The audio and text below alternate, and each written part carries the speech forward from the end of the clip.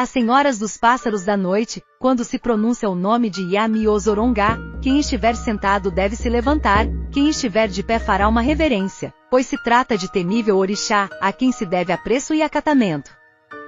Yami Ozorongá é a síntese do poder feminino, claramente manifestado na possibilidade de gerar filhos, e numa noção mais ampla, de povoar o mundo.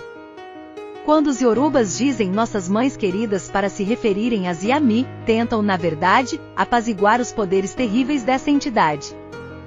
Donas de um axé tão poderoso como o de qualquer orixá, as Yami tiveram o seu culto difundido por sociedades secretas de mulheres e são as grandes homenageadas do famoso Festival Gelede na Nigéria, realizado entre os meses de março e maio, que antecedem o início das chuvas do país, remetendo imediatamente para um culto relacionado à fertilidade.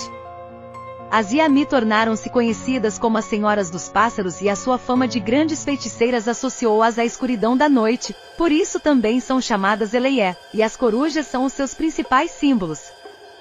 A sua relação mais evidente é com o poder genital feminino, que é o aspecto que mais aproxima a mulher da natureza, ou seja, dos acontecimentos que fogem à explicação e ao controle humano.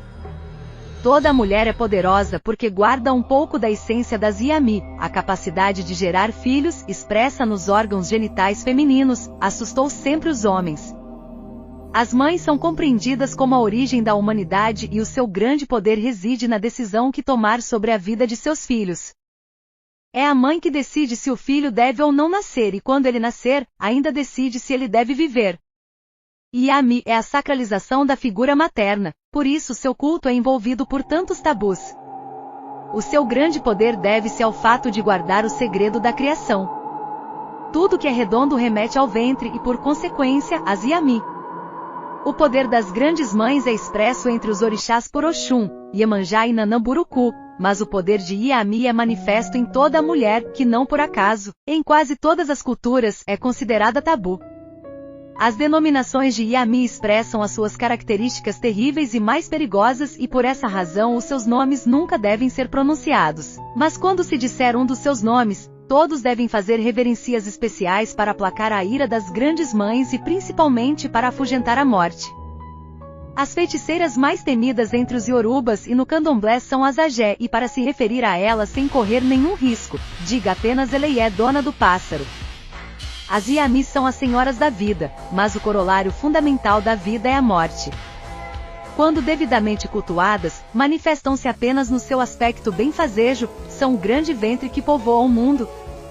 Não podem, porém, ser esquecidas, nesse caso lançam todo tipo de maldição e tornam-se senhoras da morte. O lado bom de Yami é expresso em divindades de grande fundamento, como a Paucá, a dona da jaqueira, a verdadeira mãe de Oxóssi.